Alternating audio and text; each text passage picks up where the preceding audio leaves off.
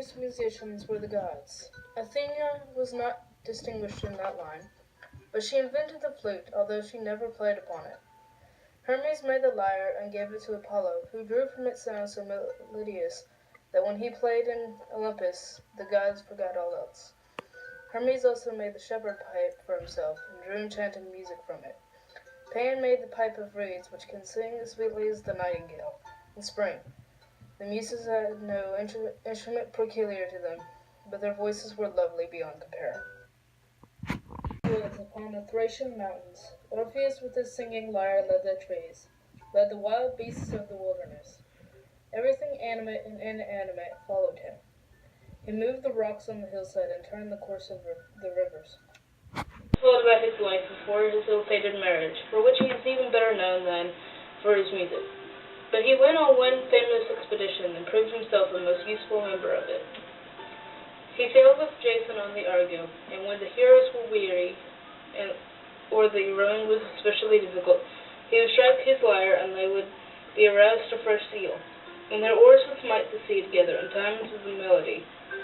Or if a quarrel threatened, he would play so tenderly and soothingly that the fiercest spirits would grow calm and forget their anger. He saved the heroes, too, from the sirens.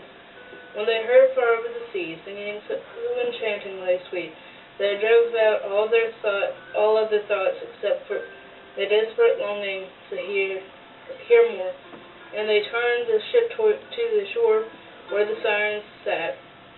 Orpheus snatched up his lyre and played a tune so clear and ringing that it drowned the sound of those lovely, fatal voices. The ship was put back on her course, and the wind sped her away from the dangerous place. If Orpheus had not been there, the Argonauts, too, would have left their bones on the Sirens' island. Where he first met and how he wooed the maiden he loved, Eurydice, we are not told, but it is clear that no maiden he wanted could have resisted the power of his song. They were married, but their joy was brief. Directly after the wedding, as the bride walked in a meadow with her bridesmaids, a viper stung her and she died. Orpheus's grief was overwhelming. He could not endure it.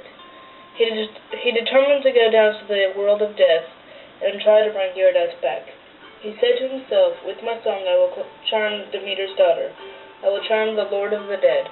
Moving their hearts with my melody, I will bear her away from Hades." He dared more than any other man ever dared for his love. He took the fearsome journey to the underworld. There he struck his lyre, and at the sound all the vast multitude were charmed to stillness. The dog Cerberus relaxed his guard, and the wheel of Ixion stood motionless. Sisyphus sat at rest upon his stone. Tantalus forgot his thirst. For the first time the faces of the dread goddesses, the Furies, were wet with tears. The ruler of Hades drew near to listen with his queen.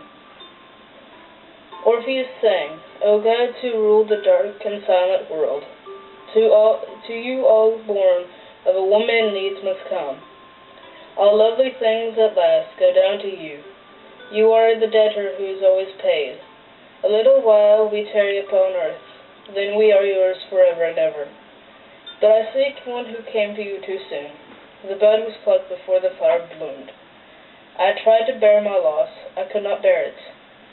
Love was too strong a god. O king, you know, if that old tale men tell is true, how once the flowers sang the rape of prospering. Then weave again for sweet Eurydice, life's pattern that was taken from the loom too quickly. See, I ask a little thing, only that you will lend, not give her, to me. She shall be yours when her years span is full. No one under the spell of his voice could refuse him anything. He drew the iron tears down Pluto's cheek, and made hell grant what love did seek. It was too soon. She was still in the cavern. He saw her in the dim light, and he held out his arms to clasp her, but on the instant she was gone. She had slipped back into the darkness. All he heard was one faint word, farewell. Menace came upon him. They were as frenzied as those who killed Pentheus so horribly.